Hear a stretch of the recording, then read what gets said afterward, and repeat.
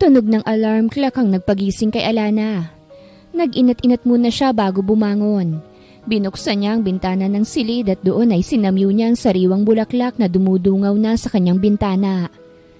Good morning! Bati niya sa mga halamang siya ang nagtanim. Hilig niya ng pagtatanim ng mga bulaklak. Namanan niya siguro ang habing yon sa abuelang 10 taon na ring wala. Stress reliever niya rin ang pagtatanim sa bakuran nila. Katunayan ay meron siyang sariling flower shop na ipinamana sa kanya ng abuela. Mas naglalagi siya doon kesa sa kumpanya ng kanilang pamilya.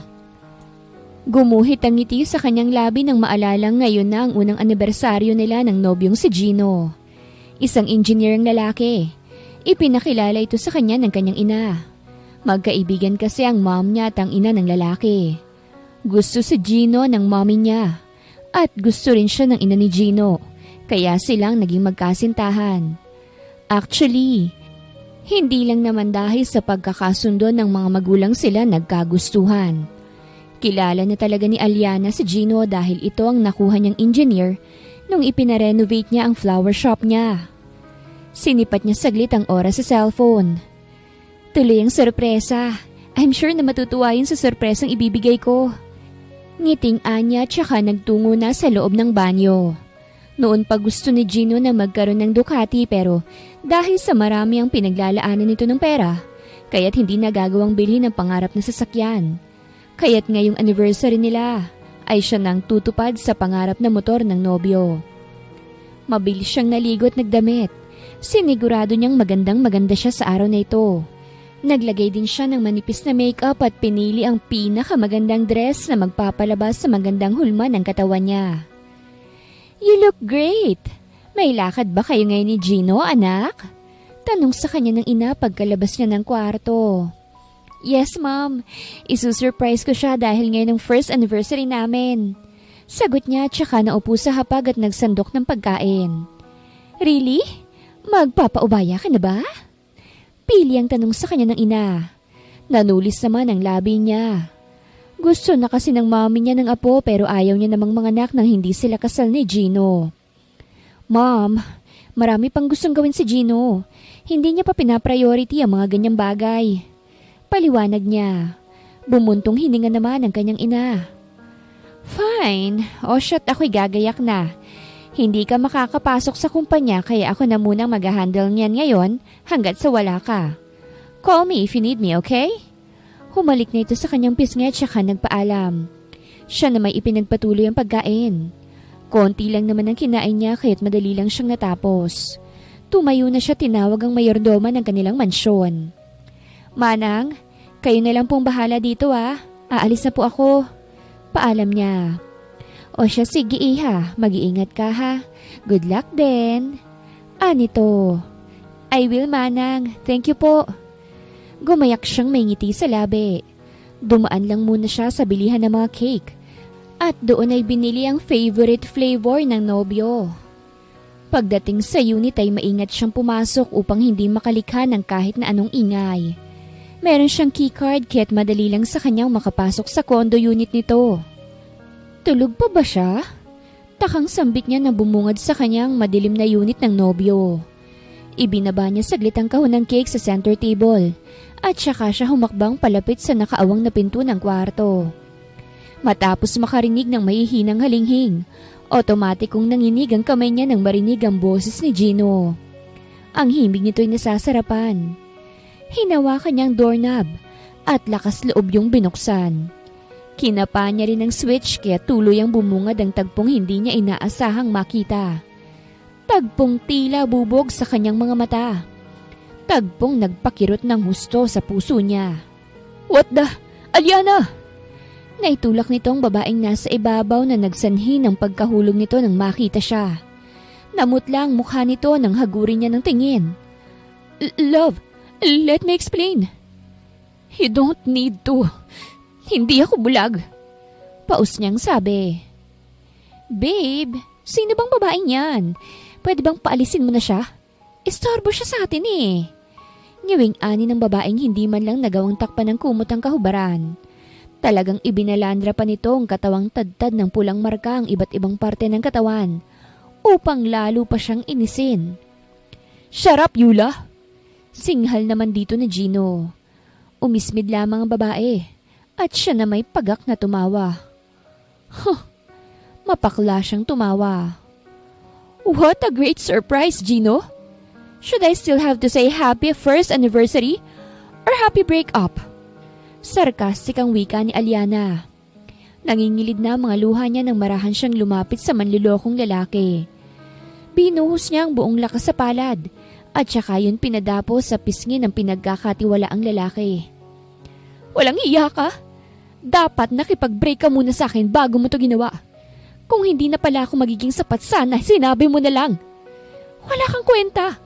Nagsisisi akong minahal at pinagkatiwalaan kita. Pagsama kayo ng babae mo sa impyerno."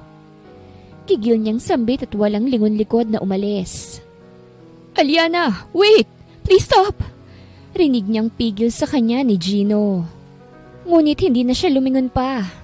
Kuyom ang kanyang kamaon ang pumasok sa kanyang kotse. Huminga muna siya bago iyon pasibatin. Kulang na nga lang ay paliparin niya na yon makalayo lang sa manlolokong si Gino na inakala niyang tapat sa kanya.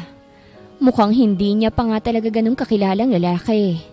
Naging kampante siya kaya ngayon ay nasasaktan siya. Huminto siya sa tapat ng isang club at doon ay dire-diretsyong pumasok. Konti lang ang tao dahil maaga pa. Hinanap kagad ng mga mata niya ang owner ng club na siyang matalik niyang kaibigan. Dito siya pumupunta kapag may mga pangyayari na nagpapabigat sa dibdib niya. Umorder siya ng alak sa bartender at mabilis yung nilagok ng iserve sa kanya. Nakailang lagok na rin siya ng alak nang sa wakas ay sumulpot ang kanina pang hinahanap ng mga mata. "Aliana, what brought you here? May nangyari ba?" Concern na tanong nito. "I'm single." Tipid niyang sabi na nagpakunot sa noo ng kaibigan. "Ano? Bakit? Nag-away ba kayo ni Gino?" Lumapit to sa kanya at saka tumabi. Hinagod siya nito sa likod na ikinangiti niya ng mapakla. "Tell me what happened. Makikinig ako." Anito, "Nakikipaglaro sa kama with that horse sa mismong unit na binili namin para lang sa amin. Nakakakulo siya ng dugo, Sam. Ang sabi niya ako lang, nasa akin lang siya pero ano yung nakita ko kanina? Ano yun? Sa akin siya sa umaga tapos sa gabi, sa iba siya? Apakasinungaling, manloloko, hindi marunong makontento. Nakakainis dahil nagmukha akong tanga na hindi nga ako nagduda eh. At ang ikinagagalit ko pa, para niya akong iniputan sa ulo. Nagsama sila ng pukpok na yun. Hindi siya kawalan sa akin para sa kalaman niya. Magsama sila sa impyerno, mga immoral." Tumatahip ang dibdib na sambit niya. Gulat man si Samantha sa mga narinig ay mas pinili nitong damayan si Aliana. "Mas mabuti na rin nalaman mo ng mas maaga na hindi siya totoo at loyal sa'yo. At least, nakawala ka sa manlulokong gaya niya. Cheer up! Marami pa diyang iba. Subukan mo lang igalang paningin mo dito sa Ocean Club ko. Malay mo, dito mo pala mabinggwet ang right man for you." Pagbibiro nito. "Sira, hindi ko kailangan ng dagdag na sakit ng ulo." Palatak niya at nagsali ng alak tsaka yun inisang lagok. Ngumiti na lamang si Samantha at sinamahan siya sa pag-inom hanggang sa kapwa silang malasing. Nagpasundo na lamang siya sa family driver nila dahil hindi na siya kayang ihatid ng kaibigan. Pagka-uwi ay diretsyong pumunta at pumasok sa sariling kwarto ni hindi niya nagawang magpalit dala ng kalasingan. Kinaumagahan, sunod-sunod na katok ang nagpabulabog sa mahimbing niyang pagkakatulog. Istorbo naman oh! Inis siyang bumangon upang pagbuksan ng kung sino mang nasa labas ng kwarto niya. "Ano ba yan? Kay aga-aga nang bubulahaw kayo." Palatak niya. "Is that how you greet your mother? Hindi kita pinalaking bastos. Aliana 14? Istriktang anya sa kanya ng ina. Rumolyo lamang ang mga mata niya sa sinabi nitong yon. "Good morning, ma'am." Tamad niyang bati rito. Ito naman ang umirap at namayawang pa. "Ano bang kailangan niyo sa akin ng ganito kaaga?" Tanong niya kapag Malalim na lamang na bumuntong hininga ang ginang kapag at sinabi ang dahilan ng pagpunta sa kwarto ng anak. May nakarating na balita sa akin. Hiwalay na raw kayo ni Gino? What happened between the two of you? Bakit kayo naghiwalay? Anong ginawa mo? Tell me! Nagloko ka ba? Tanong nitong nagpakunot sa kanyang noo dahil siya pa ang pinaratangang bagaman tanong lamang yon. At ako talagang tinatanong niyo ng ganyan? Why don't you ask that bastard? Siya ang gumawa ng ikakasira ng relasyon namin. He cheated at sa mismong unit na binili namin. Ay, nakita ko nga pala siyang merong kasalong ibang babae sa kama ha. Anya, nagsalubong naman ang kilay ng ginang. Hindi ka kayang lokohin ni Gino. Kilala ko ang batang yon. Giit ni Alona na ikinatawa naman ni Aliana ng mapakala. Huh, really? So kung kilala niyo po siya, bakit hindi niyo po alam na hindi siya marunong makontento?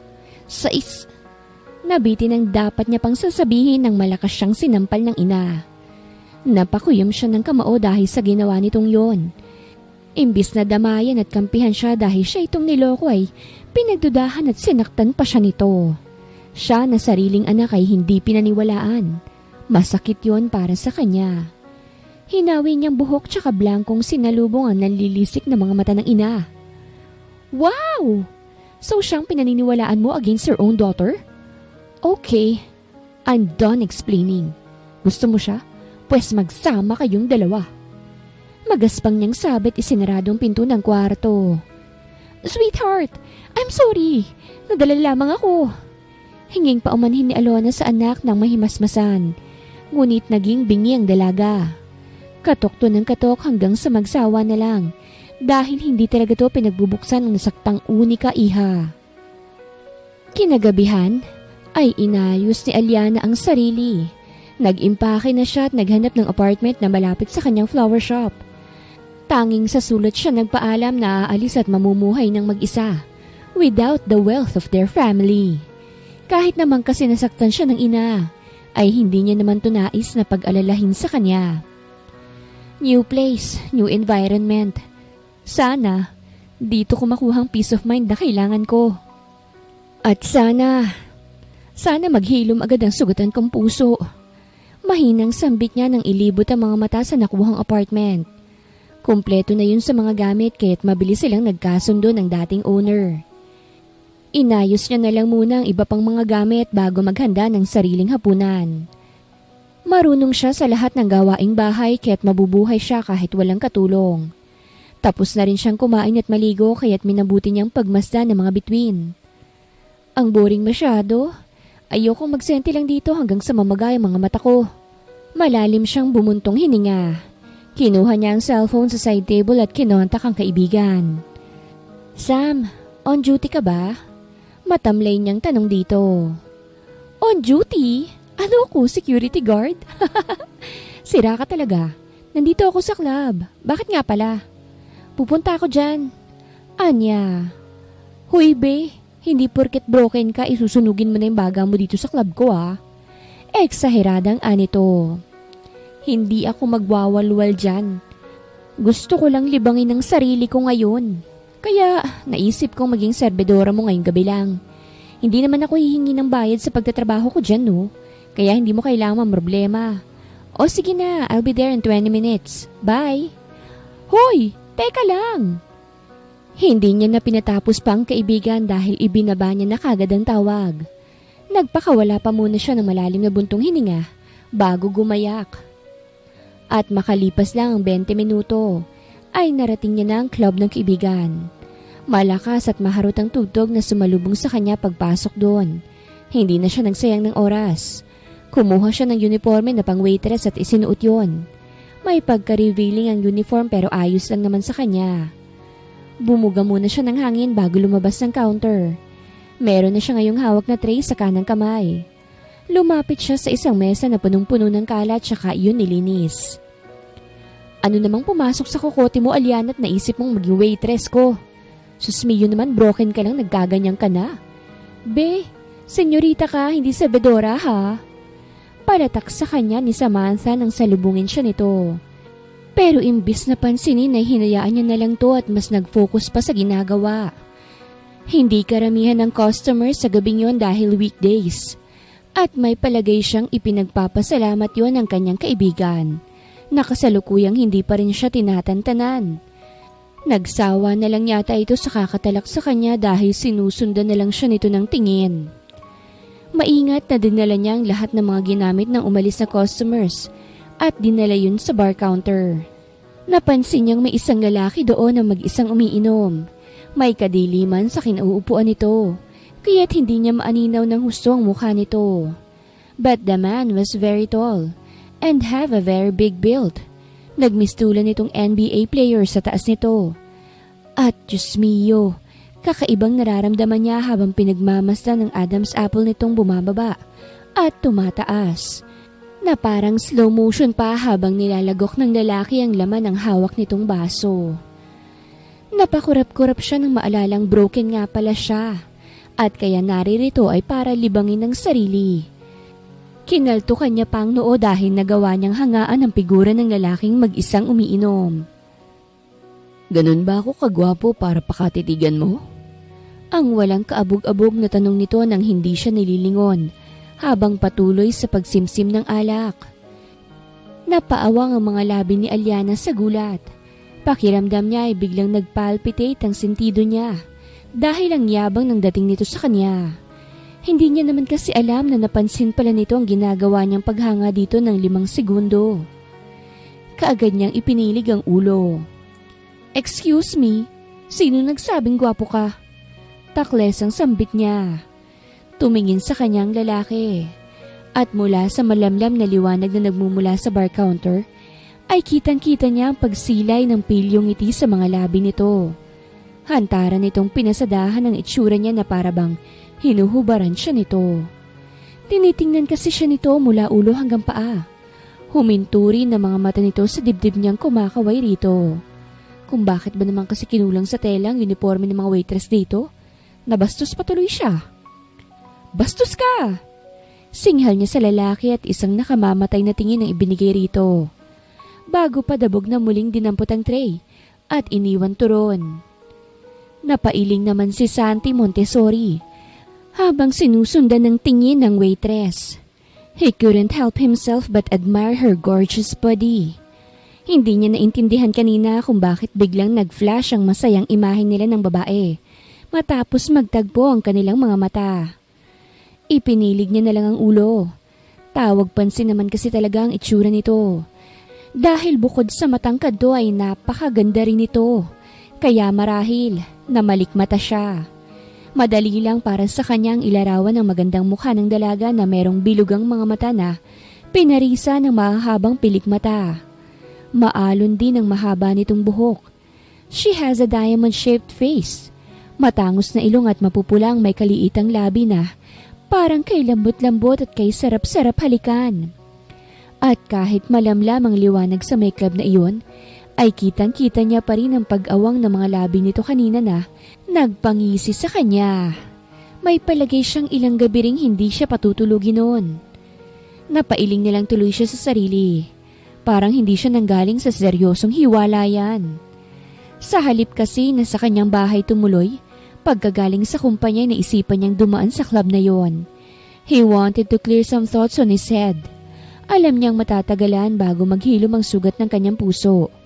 Pero kailangan niyang kayanin at tanggapin dahil hindi na siya ang mahal ng babaeng minahal at pinag-alayan ng puso sa loob ng mahigit 4 na taon. Totoo nga talaga ang kasabihan na fake love doesn't last forever. Hindi siya totoong minahal ni Teresa. Ginamit lang siya nito. He needs to accept it all nang makausad na siya. Pumayag siya sa hiwalayan dahil hindi siya makasariling tao. Hindi siyang mahal kahit ano pang saysay ng paglaban niya. At mukhang tama naman ang desisyon niyang yon. Because he felt much better now. And it wouldn't be more thrilling kung hindi dahil sa waitress na yon. Ito pala ang babaeng pinaratangan siyang bastos. Well, hindi niya naman ikinakaila yon. Hindi niya kasi talaga kayang pigilan ng malikot niyang mga mata na gustong hagurin ang perpektong hulma ng magandang dalaga. Pinasadahan niya ng tingin ang loob ng club at hinanap to. Umukit ang pilyong ngiti sa kanyang labi nang matagpuan tong kumukuha ng orders sa mga bagong dating na customer. Malapad ang mga ngiti nito sa mga iyon, pero napansin niyang kakaibang tinging ibinibigay rito ng mga kalalakihang bagong dating. Sigurado siyang hindi ang mga ito nakatingin sa mukha ng dalaga, kung hindi sa mayayaman nitong dibdib. Nangunot ang noo niya at mabilis na tumayo, tsaka nag-iwan ng pera sa bar counter.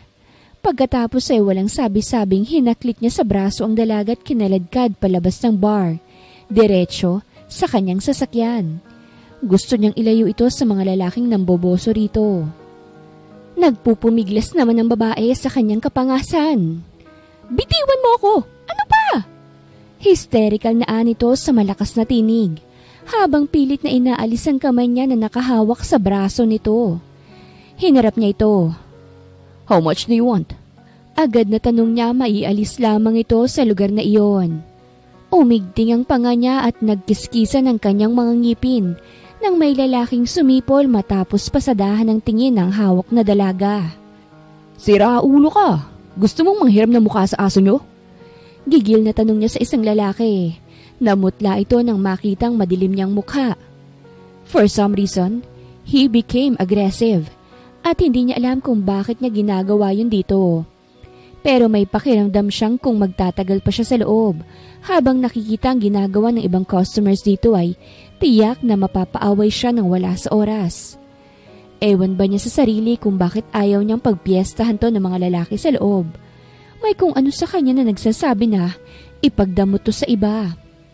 Handa niya ring bahira ng dugo ang kamay para rito, bagay na hindi sa kanya nangyari noon sila pa ni Teresa. Talagang kakaibang babae. First encounter pa lamang nila ay binabakuran niya na ito. Otomatikong nagsalubong ang kilay ni Aliana. "Ano ulit ang sinabi mo?" Galit na tanong niya sa hambog na lalaki, matapos kumaripas ng lalaking sumipol kanina. Pilit niya pa rin binabawi ang kamay, ang kaso mahigpit ang pagkakahawak nito sa kanya. Mahina namang bumuntong hininga si Santi. "Look miss, kung pera lang ang kailangan mo, bibigyan kita. Marami ako nun. Name your price. Umalis ka lang sa lugar na ito." Mahinahong anya. Mas lalo lang nagsalubong ang mga kilay ng dalaga. Sabay igkis ng kaliwang kamay. Pero hindi yun lumapat sa pisngi niya dahil mabilis na yung nasalag. Ngumisi siya rito bago nagsalita. "Try to do something else, miss. Hindi uubra sa akin yan." Anya na may nakaukit na pilyong ngiti sa labi. Kinindatan niya pa ang dalaga na mas lalong ikinasama ng tingin nito sa kanya. Nagbaba ang mga mata nito habang nakatitig sa kanya. Ngunit mas lalo naman siyang nag-enjoy sa nakikitang yon. The woman thrilled him a lot. Cute na cute pa siya sa galit nitong mukha. Mukhang hindi na siya mabuburyo ngayon dahil meron na siyang pet peeve. "How dare you? I'm not a whore!" Tumaas baba ang dibdib ni Aliana sa tindi ng galit na nararamdaman. Para siyang dragon na naglalabas ng apoy sa kanyang ilong. "Look, I respect you, but I won't let you go, miss." Mariing sabi ni Santi, pagkatapos ay yumukod sa may bandang tenga ng dalaga. "Not unless sasama ka sa akin ng maayos ngayong gabi. Oh, and by the way, I'm Santi Montessori." Sinadya niyang hawakan ito sa labi na nagpasinghap dito ng malakas. Hindi siya namimilit ng babae, pero ang babaeng to, sadyang naiiba. Buhay na buhay ang lahat ng senses niya sa buong katawan dahil sa simpleng pagkakahawak niyang iyon dito. Hindi lang senses niyang nabuhay, kung hindi pati ang halimaw na nagtatago sa loob ng kanyang pantalon. Nang makahuma ito, tinitigan siya nito ng diretsyo sa mga mata. Marahas pa itong bumuga ng hangin bago muling nagsalita. "Fine," anya, at muling bumuga ng hangin. 10 milyon. Take it or leave it. Kung hindi mo kaya, umalis ka sa harap ko at huwag ka nang magpapakita pa. Sagot niya na ikinabigla naman ang kaharap na lalaki. But Santi was just stunned for a moment. Pagkuway tahimik niyang binuksan ang pinto ng sariling sasakyan at pinasakay ito roon. Wala siyang pakialam kung gaano man ito kamahal. Ang mahalaga ay mapasa kanya ito ngayong gabi. Hindi niya to tatantanan hanggat hindi niya nararamdaman ng pagod. Walang pag-aalinlangan namang sumakay si Aliana. She's doing this for revenge. Magiging amanos na sila ni Gino.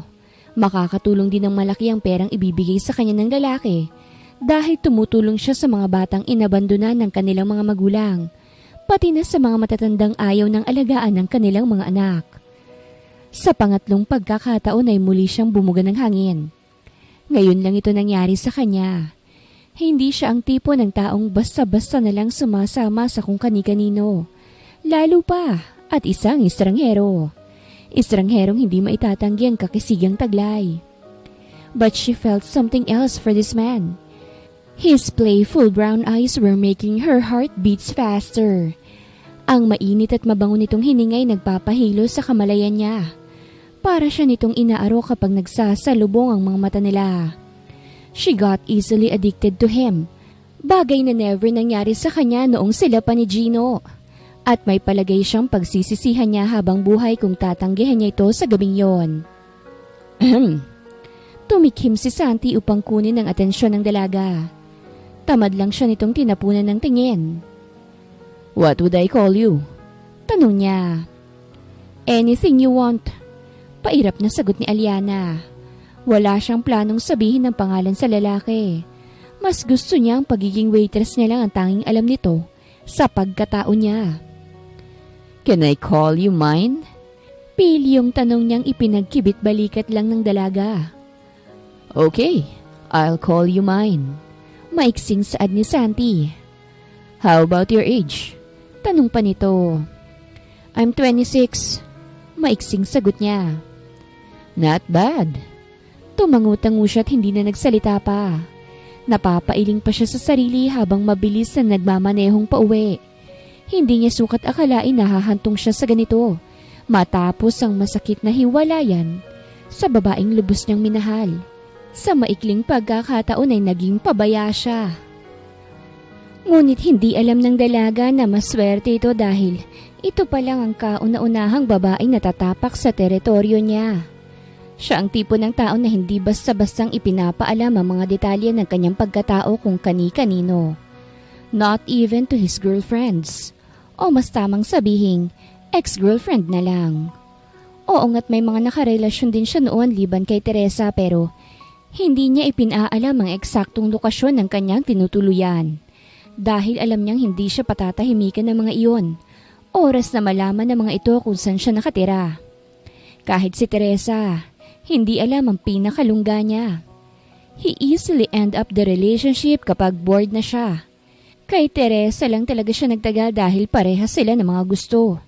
Hindi rin siya noon pinakikialaman ng babae. Gayunpaman, itong magandang babaeng katabi niya ay naiiba dahil ramdam niyang ligtas siya dito. And he never felt safer like that before. Ang daming bagong damdamin ang unti-unti nitong binubuhay sa pagkatao niya. Hindi niya ngang alam kung papaano niya i-handle ang mga iyon. Tuloy-tuloy siya sa loob ng kanyang bahay nang makarating sila doon. Habang tahimik na nakasunod sa kanyang dalaga. Walang ibang tao doon kung hindi siya lamang. Kumukuha na lamang siya ng naglilinis doon araw-araw. Because he valued his privacy so much. Kapag nasa sariling pamamahay niya siya, ayaw niya ng kahit na anong distraction. All he wanted to do in his house was to rest. Nasa kalagitnaan na siya ng hagdana nang mapatigil. Nilingon niya ang babaeng nananatiling nakatayo sa gitna ng malaking salas. Kitang-kita niyang pagkamangha nito sa interior ng kanyang mansyon. Nangingisla pa ang mga mata nito habang ginagawa yon. At hindi niya mapigilan ang sarili na humanga dito. Napakaganda talaga ng babae. Para itong diamanteng nangingibabaw ang ganda sa lahat. Dumako ang mga mata nito sa kinatatayuan niya. Nagtagpo ang kanilang mga mata. At tila may magnetong humihigop dito papalapit sa kanya. Dahan-dahan siyang lumapit sa babaeng ngayon ay nanlalamlam ang mga mata. Nang nasa tapat na niya ito, hindi na niya napigilan ng sarili. Marahas niyang inangkin ang labi nito at ninamnam ang bawat sulok noon. Sa unay sinusubukan niya lang isatisfy ng sarili, pero habang hinahalikan niya ito, ay unti-unti siyang nawawala sa sariling katinoan. Ang malambot at matamis nitong labi ay talaga namang nagpapalambot sa buong kalamnan niya. It makes him want to taste the beautiful lady more. Sa kabilang banda, ang isipan ni Aliana ay unti-unting nanlalabo. Hindi siya makapag-isip ng tama habang hinahalikan siya ng matipunong lalaking ito. At hindi niya rin kayang kontrolin pa ang sarili. Kaagad siyang tumugon sa mga halik nito at walang pag-aalinlang ang tumugon sa matamis at masuyo nitong halik. Para siya nitong dinadala sa ibang dimensyon habang sinasakop ang kanyang labi. Gumapang ang kamay nito sa likod niya habang ang isang kamay ay nakaalalay sa kanyang batok. Aliana was amazed at the man's action. Hindi niya alam na sa ganito kaiksing oras na nakilala niya ito, ay marami na siyang matutuklasan dito. Which actually made her heart flutter. And she was starting to like this man. Kahit pa ngayon lang sila nagkakilala. May palagay din siyang mabilis niyang malilimot ang manlulokong nobyo dahil dito. "You're so beautiful." Narinig niyang sabi nito sa pagitan ng ginagawang paghalik sa kanya. At dahil doon ay napangiti si Aliana. Hindi niya alam na may ganito pa palang klase ng lalaki sa mundo. She finds his actions way too gentle. Malayong malayo sa dating nobyo. Kung sana, noon pa ito umeksena sa buhay niya. Baka hindi na nasugatan ang puso niya. Ang swerte naman ng babaeng mamahalin nito. Sa loob-loob niya. "Wait, you're a virgin?" Gulat ang gwapong mukha ng lalaki nang subukan nitong pasukin ng masikip niyang lagusan. Namula ang buong mukha niya dahil sa reaksyon na iyon ng lalaki. But she still handled herself at sinikap na maging kalmado. "Hindi porket naglahad ako ng halaga, ay isa na akong bayaran. I need that money kaya ako pumayag na may mangyari. Pagkatapos nito, bigay mo sa akin yung tseke." Anya't kinabig ang labi nito. Kapwa silang humahangos ng pakawalan ng labi sa isa't isa. "You're so beautiful." Paos na puri ni Santi sa kinukubabawang dalaga. Tanging ngiti lamang naging tugon doon ni Aliana. Pinakatitigan pa muna ni Santi ang magandang mukha ng dalaga bago muling sakupin ang labi nito. The woman tastes so sweet. Talagang tinikman niya ang bawat sulok ng malakrema nitong balat. Wala siyang pinalagpas ng isang parte ng masarap na putahing kanyang pinapapak. Hindi naman ni Aliana alam kung saan ibabaling ang ulo. Namumula na ang buo niyang mukha. Dahil sa kapangahasan ng lalaking pinayagan niyang pakialaman ng katawang 26 niyang iniingat-ingatan. Nanginginig na siya't lahat ngunit ang hudyo'y nanatiling naroroon at tila ba isang batang uhaw na uhaw. Pagkapit na lang talaga ng mahigpit sa kubrikamang nagagawa ni Aliana. Pang-ilang beses na ba? Hindi niya na halos mabilang. Mukhang hindi titigil ang hudyo hanggat hindi nito nauubos ang lakas. "Please naman, magpahinga ka na," namamaos niyang sabi. Ngumiti ito na nagpasimangot sa kanya. Pakiramdam niya'y nagsilang siya ng sanggol. Sa tingin niya pa nga ay hindi siya makakalakad ng tuwid kinabukasan. Or worse, baka hindi siya makalakad.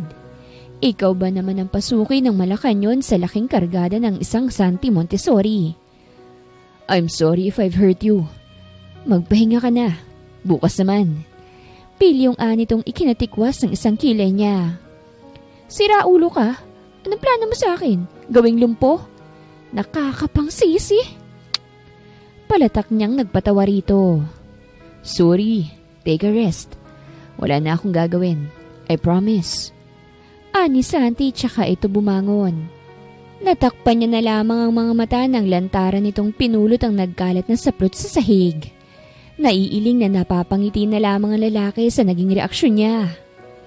"Bakit ka nagtakip? Nakita mo na naman to ah." Baritonong anito pa. Hindi na lamang siya umimik pa. Hinila niya na lang ang kumot tsaka nagtalokbong at sinikap ng matulog nang makapagpahinga na ang katawan niyang pinagod ng husto ng isang Santi Montessori. "I'm sorry if I've hurt you." Paus niyang sabi nang lumapit sa dalaga at maupo sa gilid ng kama. "Maghahanda ako ng pagkain at ng gamot na magpapabawas sa kirot niyang pet peeve ko." May ngiti sa labi niyang anya. Tsaka tuluyang iniwan ng dalaga. Pet peeve mo mukha mo. Mahinang usal ni Aliana nang marinig ang pagsarado ng pinto. Gusto niya sanang bumangon at linisin ang katawang pinapak ng Hudyo. Ang kaso nasobrahan siyang talaga. Kaya ngayon, nagmistulan siyang paralisado. Kung alam ko lang na ganito siyang trumabaho, sana pala tumanggi na lang ako. Kaya ko namang kitain yung milyong offer niya sa loob ng kalahating taon eh. May sira ka rin kasi Aliana sa utak. Namangha ka lang sa kanya ng ilang minuto. Pumayag ka agad na wasakin niya ng ganun-ganun na lang. Sermon niya sa sarili. Naririnig kita. Ay, kabayang bakla! Nasapo niyang dibdib nang may magsalita. Hinanap ng mga mata niya si Santi sa loob ng silid pero wala ito. Nasaan ka? Nauutal pa siya ng dala ng pagkabigla. Maraming mata ang mansyon na ito.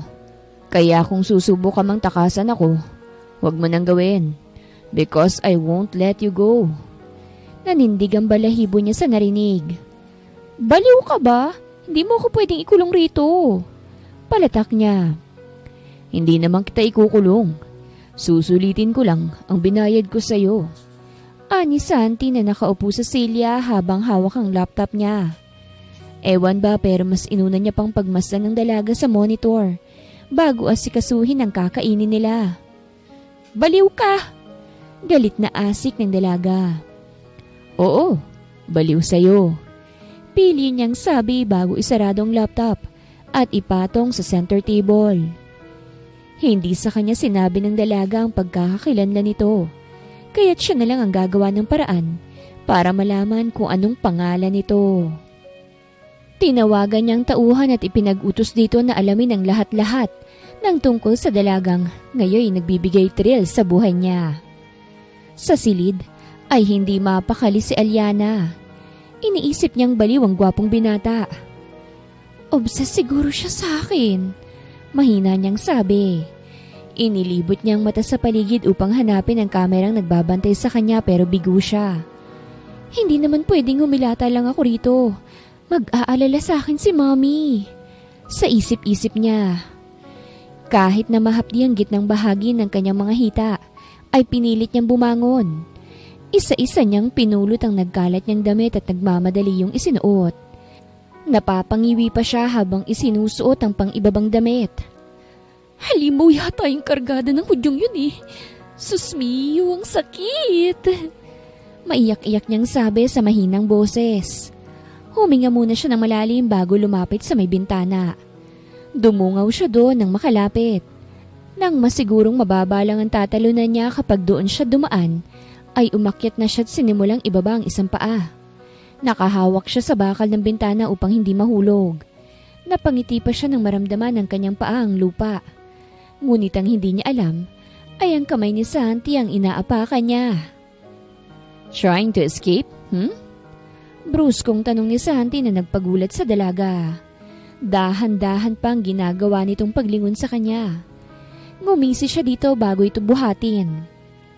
Ano ba? Hindi mo ako pwedeng ikulong rito. Kailangan ko makauwi. Mag-aalala sa akin si Mommy eh. Pilit siyang kumakawala pero ang binata, pinalo lamang siya sa kanyang pang-upo. Buisit ka! Singhal niya rito. Hindi nga sabi kita ikukulong. Nagbibiro lang naman ako kanina. Ani Santi sa mahinahong tono. Ibababa lang kita kapag naihatid na kita sa kusina. Doon ka na lang at panoorin akong magluto. Kailangang mabantayan kita dahil baka tumakas ka na naman. Nag-aalala lang naman ako sa iyo, no? Marami akong alagang hayop rito. Mababangis sila. Ayoko namang silang makinabang sa isang gaya mo. Kinindatan niya ang dalagat ni nakawan to ng halik sa labi.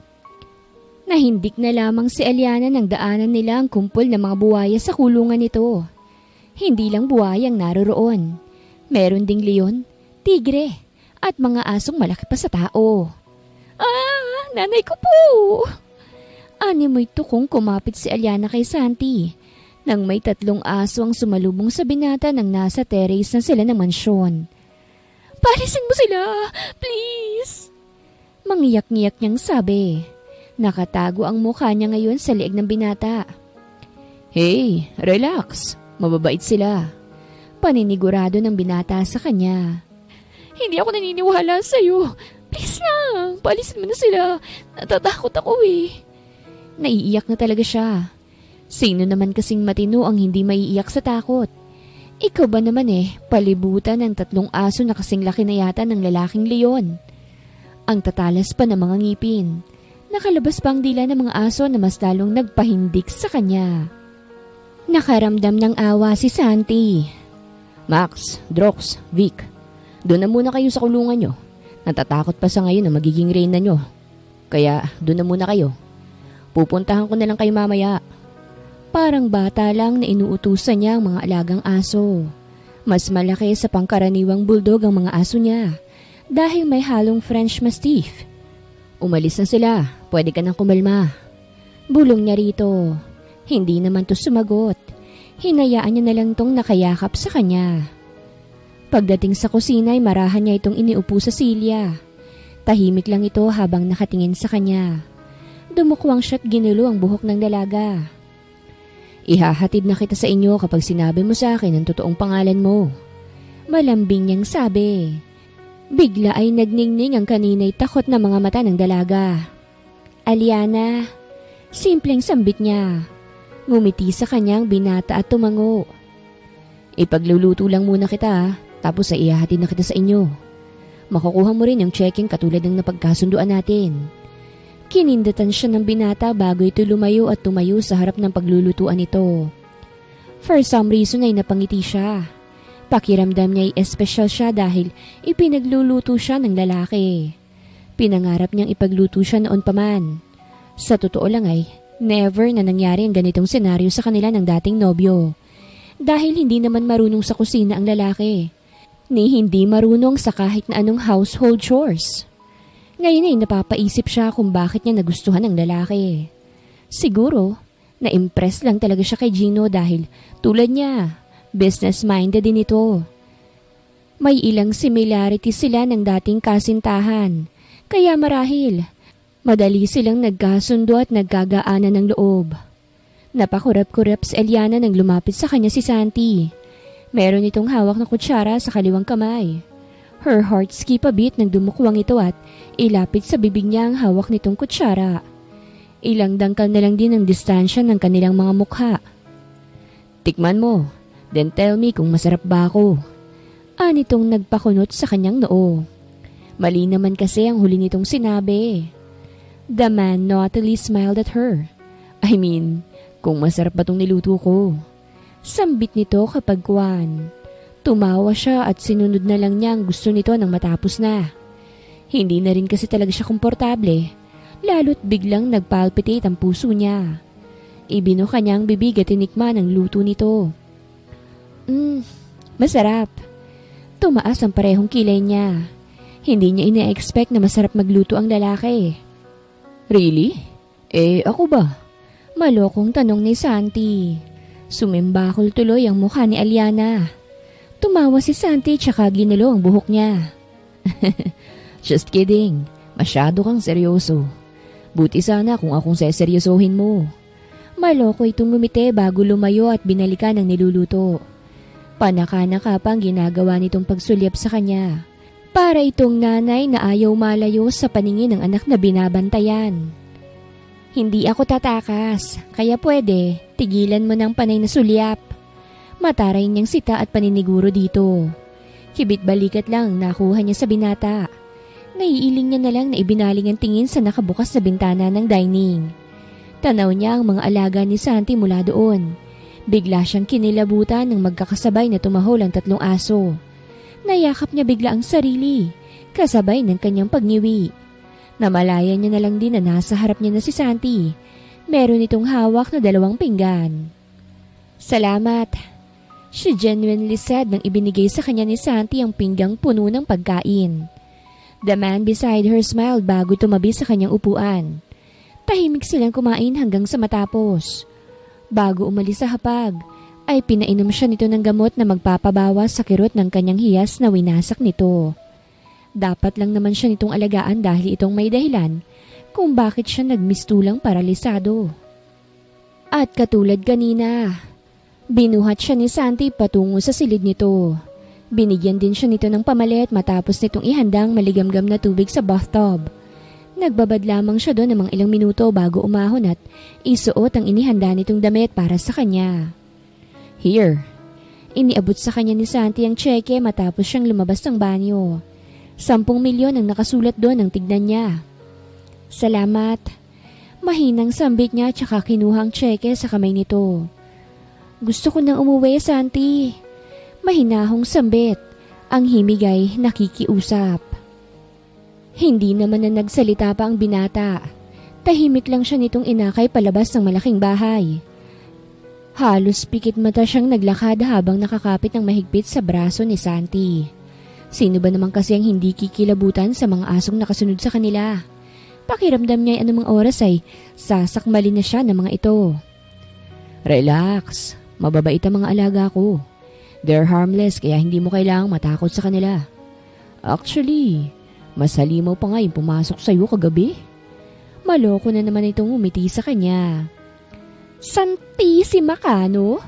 Ako nga tigil-tigilan mo ha. Pag di kita natansya baka anong magawa ko sa'yo. Sa isang iglap ay naging matapang siya. Bumanat na naman kasi ito.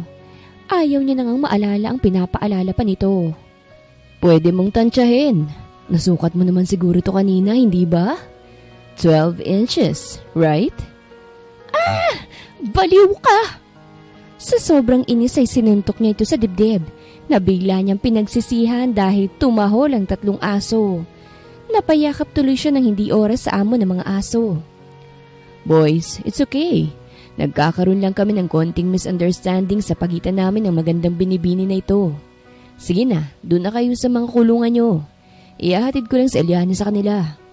Mahinahong pagkausap ni Santi sa mga alaga. At katulad kanina, mabilis lang siyang sinunod ng mga alaga. Doon lang din nakahinga ng maluwag si Eliana. Kumalas na rin siya sa binata at idinaan sa pagtikhim ang pagkapahiya.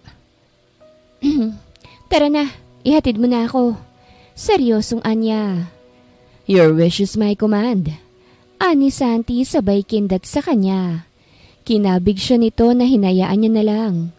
Nang marating nila ang garahihan ay pinagbuksan kagad siya ni Santi ng pinto ng magara nitong kotse. Hindi siya umimik. Ayaw niyang magpasalamat. Naiinis kasi siya dahil first time na nangyari sa kanya ang mga nangyari sa araw na ito. You're welcome. Sarkastikong wika ni Santi bago umikot at sumakay na rin. Umirap lamang si Eliana. Hindi siya umimik hanggang sa huminto sila sa isang convenience store. May gusto ka bang ipabili? Tanong nito nang lingunin siya. Wala. Ang gusto ko lang, makauwi na sa amin. Malamig niyang sabi. Okay. Ani Santi tsaka bumaba na ng sasakyan. Sinundan niya na lang ng tingin ng binata hanggang sa makapasok ito sa loob ng convenience store. Nangunot pang noo niya ng paglabas ni Santi ay isa lang na bottled water ang daladala nito. Mas lalo pang nangunot ang noo niya nang itapon nito sa labas ang laman ng bote. May sira ba talaga sa utak ang lalaking to? Mahinang sambit niya. Saan ang address niyo? Tanong sa kanya ni Santi nang makapasok na ito. Lihim siyang umirap bago sabihin dito ang address nila. Ano nga palang gagawin mo sa bottled water na yan? Bakit tinapon mo yung laman imbis na inumin mo? Kuryosong tanong niya nang umandar na ang sasakyan. Saglit lang siya nitong tinapunan ng tingin bago sumagot. Malalaman mo mamaya. Makahulugan ng ngiting nakaukit sa labi nito. Naiiling na lamang niyang binilik ang tingin sa labas ng sasakyan. Baliw! Sa isip-isip niya.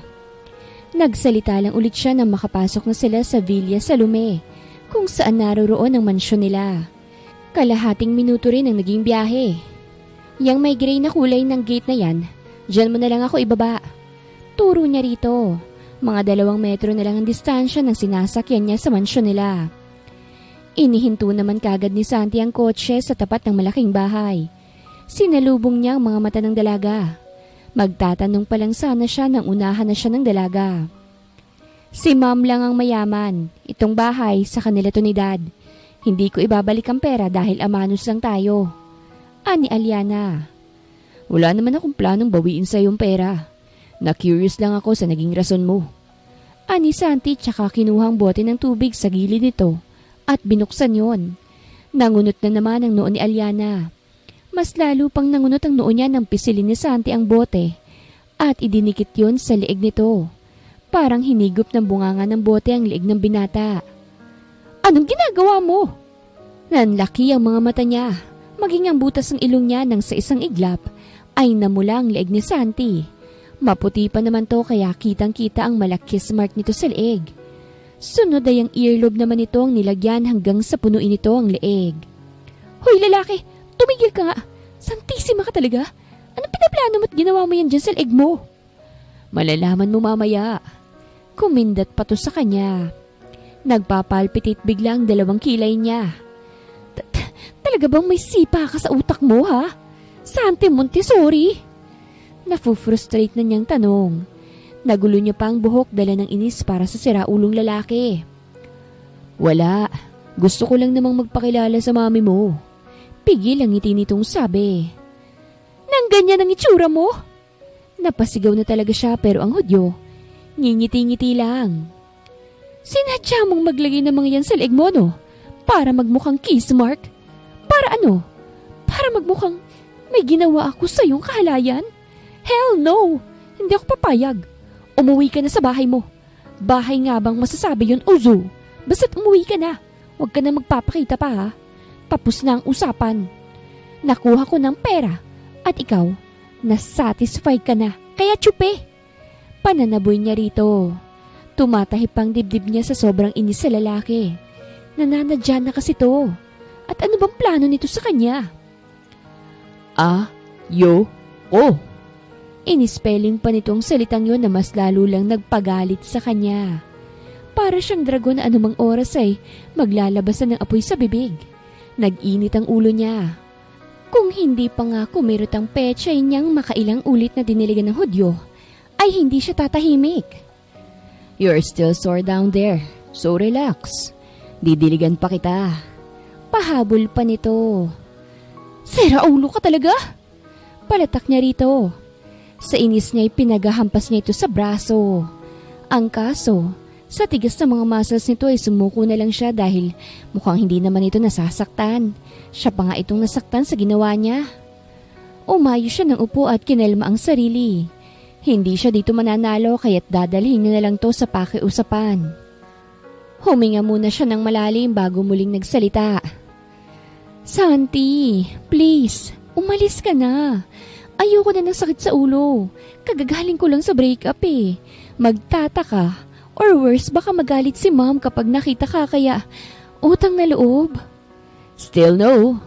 Matigas na pigil sa kanya ni Santi. Mariin niya na lang na naipikit ang mga mata nang bumaba si Santi ng sasakyan. At walang ano-ano'y pinindot nito ang doorbell. Gusto niya na lang talagang magpalamon sa lupa nang saktong ang mami niyang nagbukas ng gate. Kita niyang panandali ang pagguhit ng gulat sa mukha ng mami niya nang makita si Santi sa harap ng bahay nila. Walang iyakang lalaki ka talaga. Mangiyak-ngiyak na siya sa inis. Nahigit niya na lamang ang hininga ng sabay na lumingon ang mami niya at si Santi sa sasakyan kung nasaan siya. Hindi niya magawang bumaba. Kung may kapangyarihan nga lang siyang mag-teleport, baka kanina pa niyang ginamit para makawala sa nakakahiyang sitwasyon. Ang kaso wala siya noon, kaya no choice siya kung hindi ang harapin ng mom niya. Lumapit si Santi at pinagbuksan siya.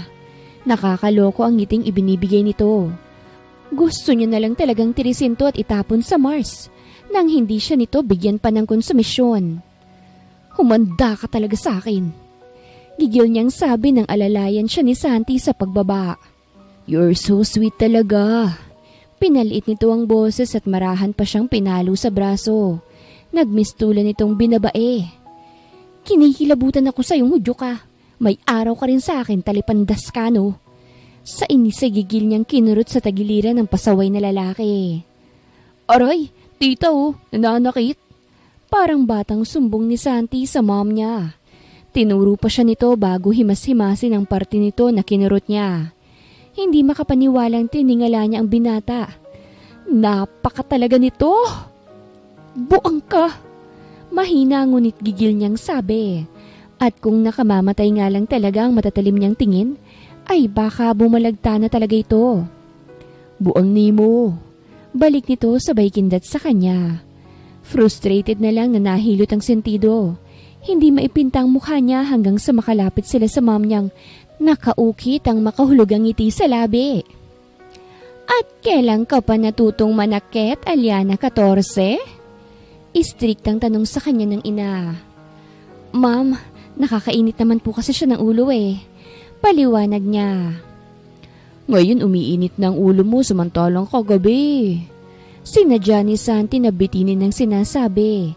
Tumikim ito bago kamutin kunyari ang leeg. Natuon tuloy doon ang mga mata ng ginang. Hindi yun napansin ni Aliana dahil nahilamos niyang mukha sa sobrang frustration niya kay Santi. Hindi ko naman alam iha na may ganong side ka ha? Side na ano po? Taka niyang tanong. Hindi naman kasi kinaklaro ng mom niya ang mga sinasabi nito. Pero imbis na sumagot ay inginuso ng mom niya ang leeg ni Santi. At ang hudyo, ngingisi-ngisi. Ayaw niya pa nga po akong tantanan, tite. Kung hindi pa nga po ako nagreklamo, hindi siya titigil. Sambit ni Santi na ikinalaglag ng panga niya. Seryoso ba talaga to? Ito pa talagang may lakas ng loob na magsalita ng ganon? Kung ganon, itong si Santi Montessori nagwagi at hindi si Gino? Ma'am, labas po si Gino rito. At please lang po, huwag niyo nang babanggitin pang pangalan ng manlulokong yun. He's an a-hole? Wait, kilala mong lalaking ito? Pumasok na nga muna tayo sa loob. Doon natin pag-usapan ng kasal ninyo. What? Gulat na bulalas niya. Huwag mo kong mawat-wat ha, Aliana? Hindi man ninyo aminin ay halatang-halata na gumawa kayo ng milagro kagabi. Hindi naman ako papayag na maging disgrasyada ka. Kailangang panagutan ka nitong si Mr. Santi Montessori. Pananagutan mo naman ang anak ko, iho, hindi ba? Baling nito sa binata. Yes, tita. Hindi ako tumatakbo sa responsibilidad. Seryoso at pinal na sagot ni Santi. Pero pwede ko ba munang malaman kung anong nagustuhan mo sa anak ko? Yes, my daughter is pretty pero may pagkamanang siya kung manamit. Bago sumagot ay sinulyapan muna siya ni Santi. Dressing half-naked only attacks cheap small boys. But real man chooses covered food to avoid infection. She attracts me with her old-fashioned style. Mabait din po ang anak niyo, tita. She serves me the sweetest food I've never tasted before. Manhid at bulag lang po yata ang hindi mahuhumaling sa unikaihan niyo. Sagot niya. Totoo ang lahat ng yon. Wala yung halong kalokohan. In just one snap, ay nahulog siya sa dalagang binayaran ng milyon. Uminit lamang ang kanyang gabi. Napangiti naman si Alona sa sagot na yun ng binata. Samantalang si Aliana ay hinihiling na sana lamunin na lang siya ng lupa. Ngayon pa lang ay gustong-gusto na ng ginang ang binata para sa anak. Nawala na ang gana niya kay Gino. Nagalit din siya dito nang aminin nito sa kanya ang kasalanang nagawa sa anak. Bueno, tayo na sa loob at nang mapag-usapan na natin ang mangyayaring kasalan. Anang ginang at pinangunahan na ang pagpasok. Anong ginagawa mong lalaki ka? Hindi biro ang kasal. Hindi naman natin mahal ang isa't isa eh. Kaya bakit tayo magpapakasal? At saka yung mga sinabi mo kanina, saan mo napulot yung mga yun? Daig niya pang nalugi. Nanghihina siya sa mga nangyayari. Ano bang plano ng lalaking to sa kanya? Trip-trip lang ba dito ang pagpapakasal? Bored ba ito sa buhay kaya ngayon ay nanggugulo sa buhay ng iba?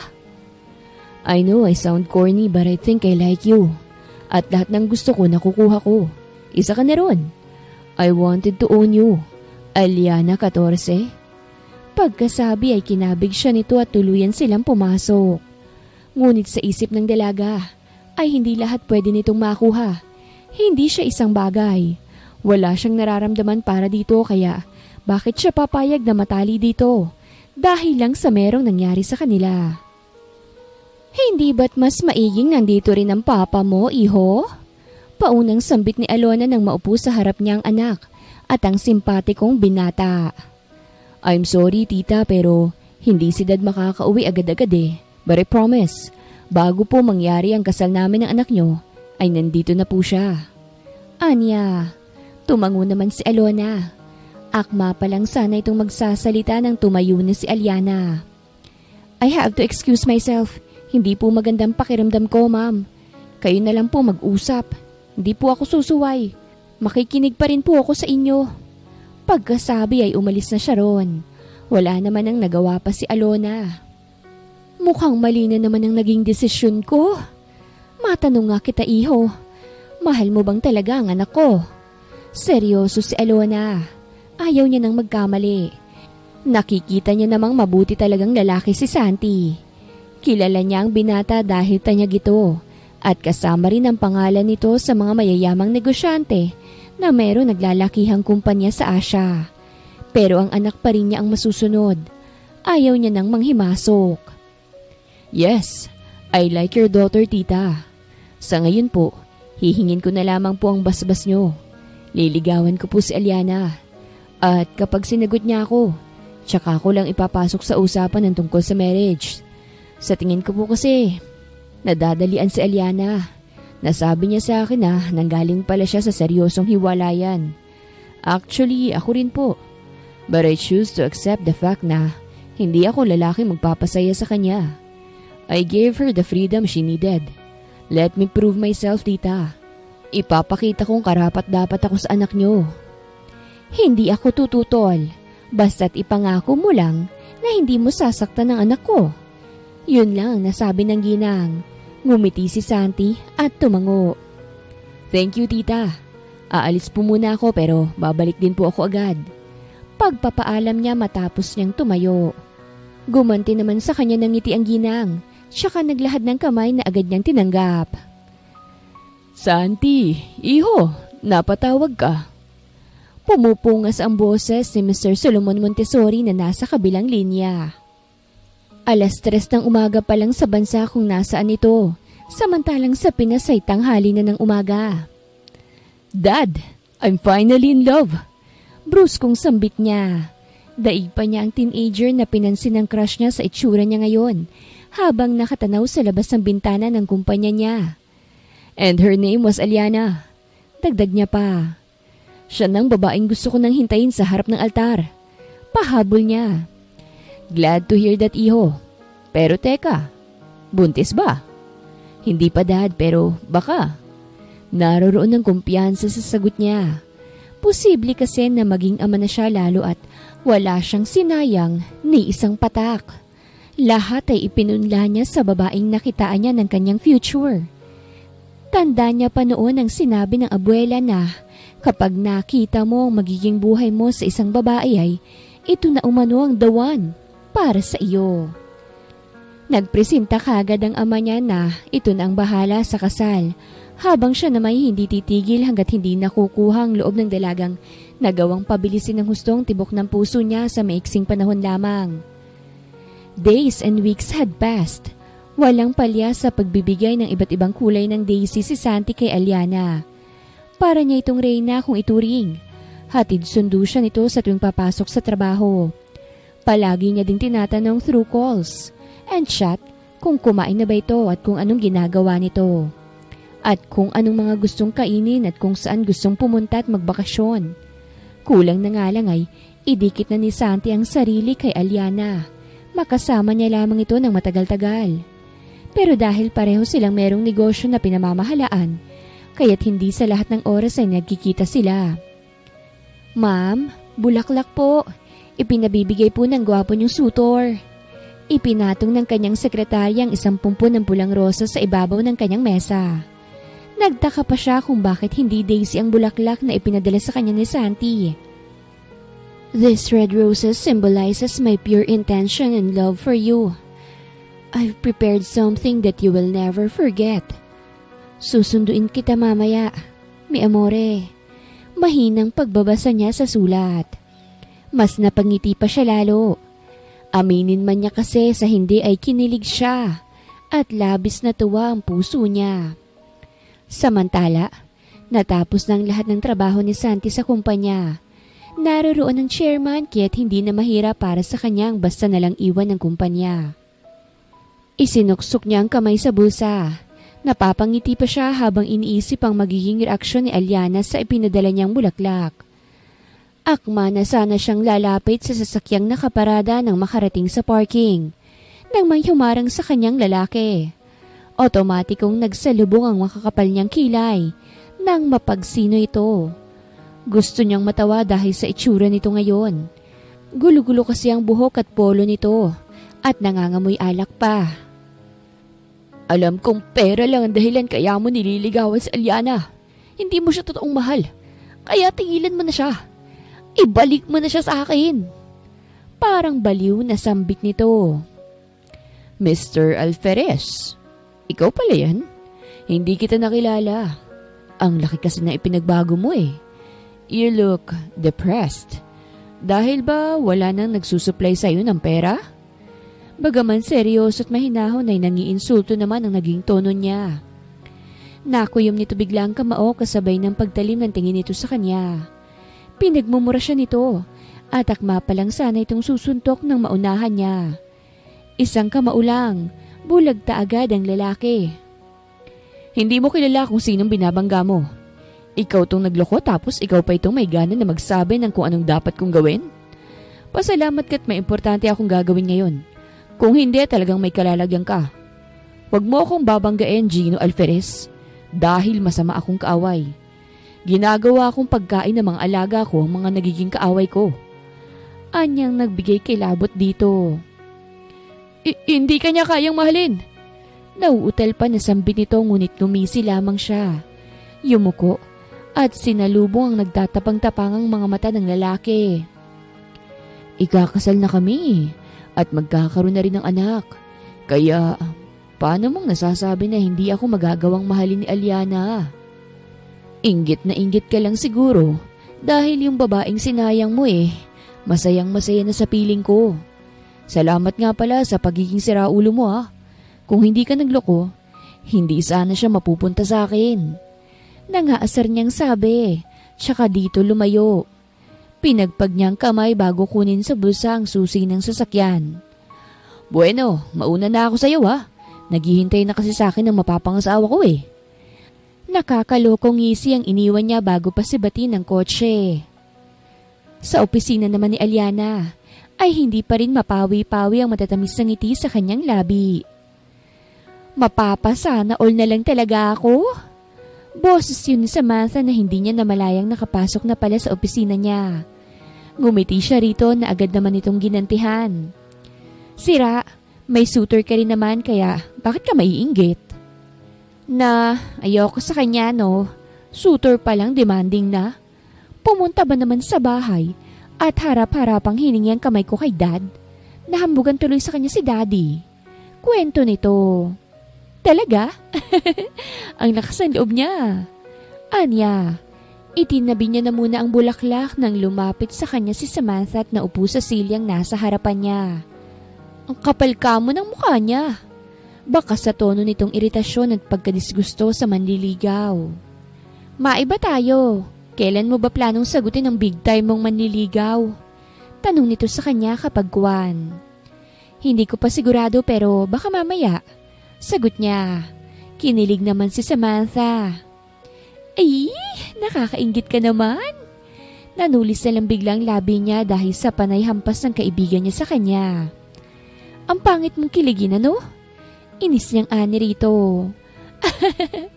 Sorry naman, masaya lang ako for you. Bridesmaids mo ko Wala naman akong ibang kaibigan bukod sa'yo Solong anak lang din naman ako. Kaya malamang, ikaw ang magiging bridesmaids ko kapag kinasal ako. Ngiting Anya. I'm so happy for you. Finally, nakatagpo ka na rin ng lalaking seseryosohin at mamahalin ka ng sobra. I wish you all the best, bruha ka. Anito, paiyak na sana siya kaso biglang umatras ang luha niya sa huling sinabi nito. O siya, aalis na rin ako. May meeting ako with Mr. Olivares Paalam nito sa kanya. Augustus Olivares? Tanong niya. Oo, bakit kilala mo? Kaibigan siya ni Santi. Gwapo rin at isang successful na businessman. Makahulugan ang ngiting ibinibigay niya sa kaibigan. Single kasi ang kaibigan ni Santi. At sa tingin niya, nababagay si Augustus Olivares sa kaibigan niya. Pagkukwentuhan na sana nilang tungkol sa nabanggit na pangalan. Ang kaso, biglang sumulpot si Santi. Speaking of, here he is. Guwapo rin, diba? Mahina niyang sabi sa kaibigang natameme bigla nang makita ang kasama ni Santi. Daig pa ng dalawang mga NBA players sa tangkad ng mga ito. Mapapatingala ka na lang talaga. Be, pahinging kape. Naisatinig ni Samantha. Mamaya. Natatawang pagsakay niya sa kaibigang na love at first sight na yata. Sabi natang kasama ni Santi. I missed you. Mahinang bulong sa kanya ni Santi nang lumapit sa kanya. Pinatakan siya nito ng magaang nahalik sa pisngi bago kabigin ang bewang niya at idikit sa katawan nito. Pinamulahan tuloy siya dahil doon. Kumindat pa muna sa kanya si Santi bago ito humarap sa dalawa. Ba't naman may pahalik pa, pakabig pa, at may pakindat pa, be? Magpasintabi naman at may mga single din eh. Bulalas ni Samantha. Tabi-tabi po. Painosenteng ani ni Aliana.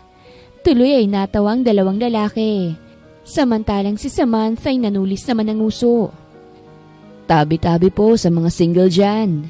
Ani naman ni Santi. Bueno, may mahalaga lang kaming gagawin. Maiwan na namin kayo rito ha. Bro, wag magsasayang ng panahon ha. Sinuntok ni Santi si Augusto sa braso nang humakbang papalapit dito. Sira ulo. Naisatinig na lamang na napapangiting si Augustus. Good luck bro. Rinig niya ang sinabi nito kahit pa ibinulong lang ito yon kay Santi. Ngumiti ito sa kanya at agad niyang ginantihan. Saan nga pala tayo pupunta? Tanong ni Aliana. Kanina pa nilang iniwan sila Samantha at Augustus. At ngayon nga, ay kasalukuyan nilang binabaybay ang malinis na kalsada. It's a surprise. Anito, at marahang pinisil ang kamay niyang inabot dito. Dinampian pa nito ang kamay niya bago ibalik ang tingin sa kalsada. Nakagat niya na lang tuloy ang ibabang labi. Mula kasi nang payagan niyang manligaw sa kanyang lalaki, ay palagi na lang siyang kinikilig.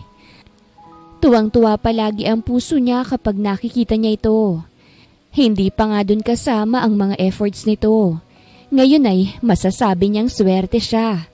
Dahil lahat ng gusto niyang katangian ng isang lalaki ay nakay Santi na. Ilang minuto pa nga ay tuluyang huminto ang sasakyan sa harapan ng isang beach resort. Naunang bumaba si Santi.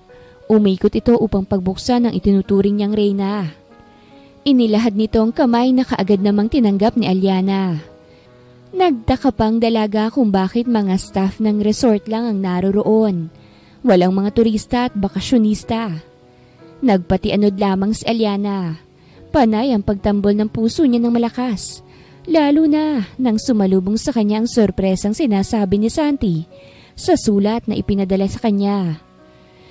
Dahan-dahang lumuhod ang lalaking nagbibigay ng saya sa kanyang puso at kasunod nun ay ang paglabas nito ng singsing.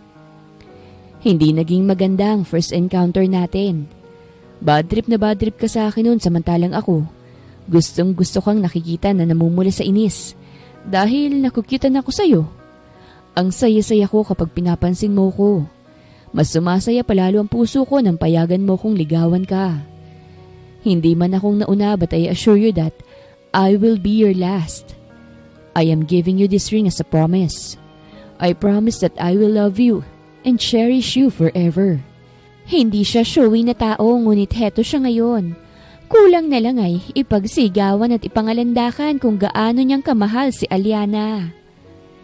Mahal din kita, Santi. Mahal na mahal. Sayang nga lang at promise ring ang binili mo. Dapat engagement ring na para tuloy-tuloy na. Nangingilid ang luhang sambit niya. Lumawak ang ngiti sa labi ni Santi. Natawa naman ang mga magulang niya at ang ilan ay nagpalakpakan. Dating Boy Scout ako, mi amore. Ngiting ani ni Santi. Siyaka inilabas ang isa pang singsing at walang paapaalam na isinuot yun sa palasingsingan niya. Fiancé na kita. Wala nang atrasan to. Mabilis si Santi na tumayot agad na sinakop ang labi ng babaeng pinakamamahal. Ilang buwan ang lumipas at tuluyang naganap ang engranding selebrasyon. Ikinasal sila Aliana at Santi. Biniyayaan din sila ng 3 malulusog na supling. Sila Samantha at Augustus ang bridesmaids at best man. Doon din ay nagkagaanan ng loob ang dalawa. Kalaunan ay naging magkasintahan hanggang sa maging mag-asawa. Sa ngayon, ang mahihiling na lamang nila yung maayos na kalusugan ng kanilang pamilya. Bukod doon ay wala na, dahil ang lahat ng mga pangarap at hiling nila ay ibinigay na sa kanila ng Poong May Kapal. Sobra-sobra pa nga. Kaya't bilang ganti ay tumutulong sila sa mga orphanage at ilang mahihirap na mamamayan na hindi na nagagawang abutan pa ng tulong ng gobyerno. Wakas.